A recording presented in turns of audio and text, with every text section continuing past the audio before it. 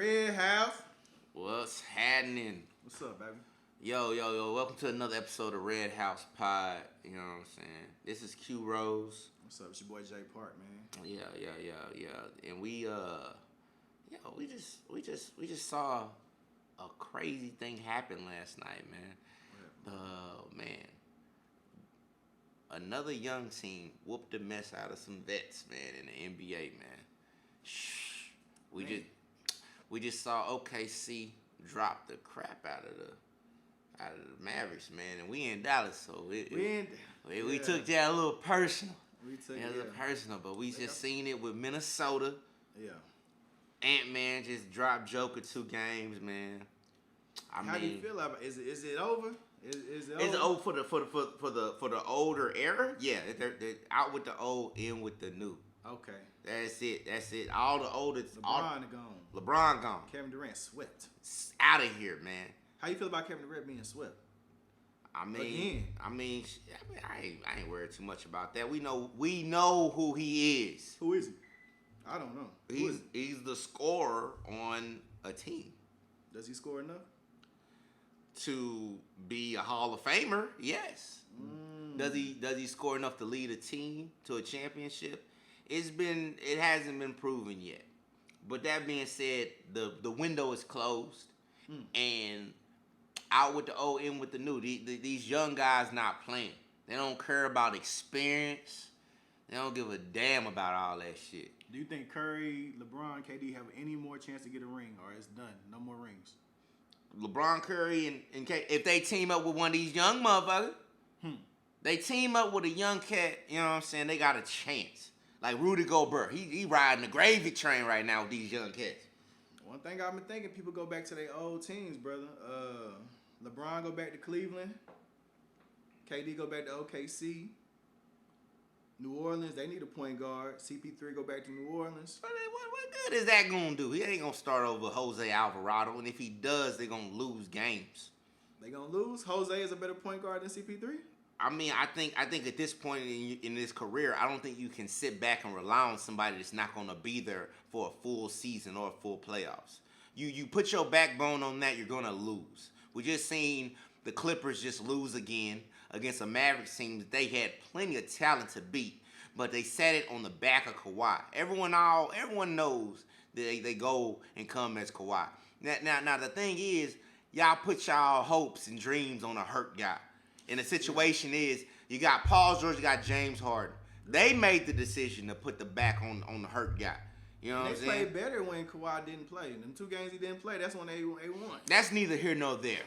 I'm not about to sit up here and talk about Paul George and James Harden playoff hopes, because we already know that at the end of the day, it's going to take a decline. They've proven it. Yeah. Niggas is 30 now. So is the Clippers, it's over with? They need to break it up? Dead. Break it up? Dead. Homicide. I heard Paul George. Graveyard. He's not re-signing. For what? He might want to come to the Mavericks. Exactly. Go hook up with a young cat, Luka. That's what Kyrie did. Yep. You know, he got a shot. Absolutely. He hooked up with a young guy. You know what I'm saying? If you hook up with one of these young, Jalen Brunson.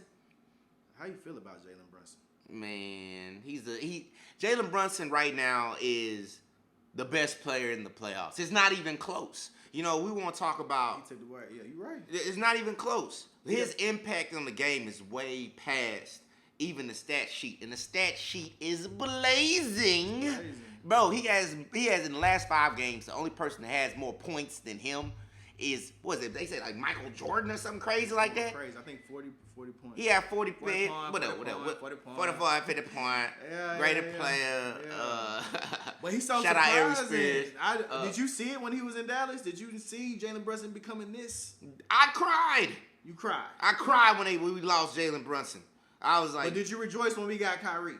You know what? I ain't gonna lie. When we got Kyrie, I fixed my face a little bit.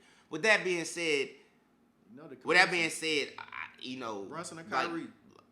With that being said, Brunson's a better player. He's a better player right now. Like I can't speak on a 27-year-old Kyrie Irving, okay? But that's not what we got out here. You know what I'm saying? I can speak right now on a 25-year-old Jalen Brunson. Right. That's what we got out here. Kyrie has never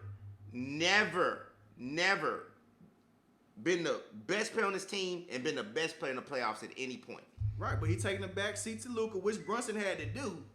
So I mean, but who took a better back seat? Kyrie is like neck and neck back seat. Brunson, we slept on him because we didn't even resign him. We could have got him for cheap. No. We matched him. He wanted to go to New York with his daddy, and it was a great decision because he got to free that man up and just show what he really does. Kyrie's probably a better fit, okay, but that doesn't mean that he's a better player. Brunson, we just seen Kyrie with the Celtics team a few years ago after they had the Isaiah Thomas. They had Isaiah Thomas, right? And they went to the Eastern Conference Finals. Got Kyrie in there. It was an implosion. And Jalen Brunson is a guy that can galvanize the team together. You put him as point guard of the Celtics, man.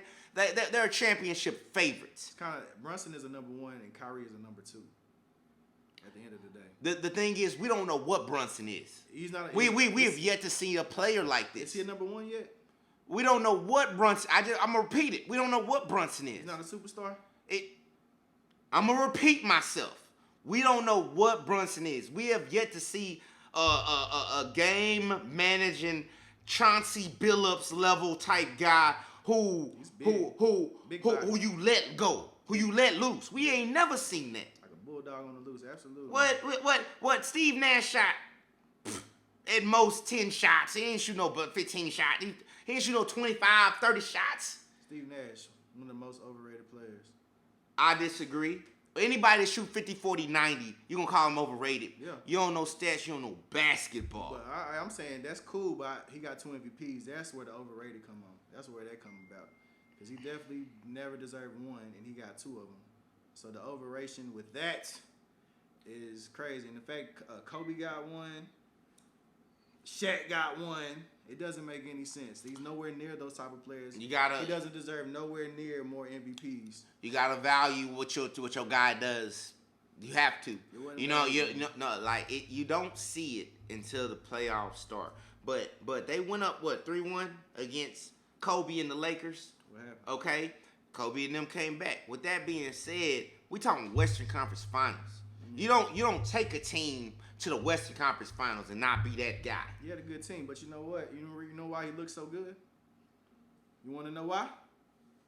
Mike D'Antoni, the point guard whisperer, bro. He was the first one. Steve Nash was his first. He was the first kid he worked with, and he wasn't even that good compared to the other people he worked with. As far as James Harden, as far as even Jeremy Lin was putting up better numbers than Steve Nash. Once you make with Mike, you gotta understand basketball is way beyond numbers. If you looking at numbers, Ben Wallace not gonna wow you.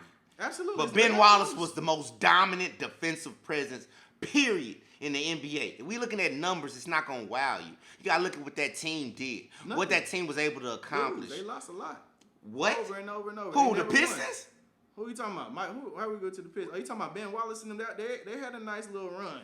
Man, you gotta value what people do, not just what people. Ben Wallace was cool. I ain't no just analytic type guy. It's way more to it. You got, if you just an analytics guy, then what the hell coaching mean? Does Phil Jackson mean anything to you? That's why I brought up Mike D'Antoni. But that's what I'm saying. It's more than that too. You gonna give it just to Mike? I give it all to Mike. Man, this nigga Steve Nash was a goddamn was a loser. He was an all-star before he even came to Phoenix. He was a loser. It's crazy. Dirk had him, couldn't lose. He couldn't win. Did Dirk win with him? As soon as he got rid of him, that's when Dirk started winning. He got a winner as in Jason Kidd and he won. He had Steve Nash all them years, wasn't doing nothing. Man, that's a terrible take because I we like all Steve Nash. I like Steve Nash. Nah, forget all that. Forget all that. We gonna keep it real.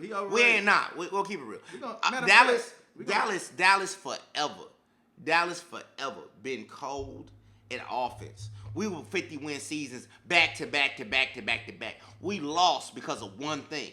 every single year. That is interior defense. Until we got Tyson Chandler, we didn't have a chance. We always was cold offensively. Steve Nash, Jason Kidd, Nick Van Axel. It don't matter who was running that point guard position. We always cold. We always lost. Devin Harris, but we always cold because of defense in the interior. You're not about to blame Steve Nash for interior defense. He ain't win with Phoenix. He ain't win with us.